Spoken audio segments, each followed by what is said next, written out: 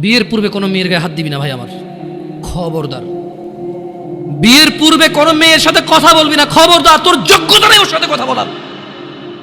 তুই কে রে? বামন হয়ে চাঁদের দিকে হাত বাড়াবি না। আমার বোনরা চাঁদ। ওয়াল্লাহি যেদিন ইসলামী শাসন আসবে, যেদিন ইমাম মেহেদী আসবে, যেদিন ঈসা আলাইহিস সালাম আবার আসবে, ওনার বন্ধের উপর যারা হাত দেবে উনি হাত কেটে ফেলবে। তুই বামন হয়ে চাঁদের দিকে হাত বাড়াইস না। আমার বোনরা চাঁদ।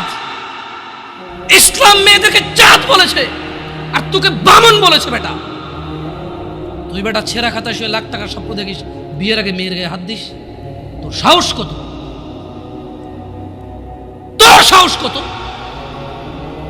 তুই জানিস না মুহাম্মদ সাল্লাল্লাহু আলাইহি সাল্লাম বলছে নেক স্ত্রী দুনিয়াতে যা আছে ওর চেয়ে বেশি উত্তম।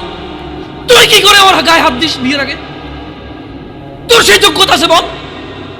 তোকে আল্লাহ জাহান্নামে ফেলবে, তোকে আল্লাহ জ্বলন্ত আগুনে নিক্ষিপ্ত করবে, তোর শরীর পচবে, তোর শরীরের গন্ধে জাহান্নামীরা থাকতে পারবে না। তোকে আল্লাহ এত নিকৃষ্ট শাস্তি দেবে কেন? কারণ তুই এত বড় জঘন্য কাজে লিপ্ত হয়েছিস।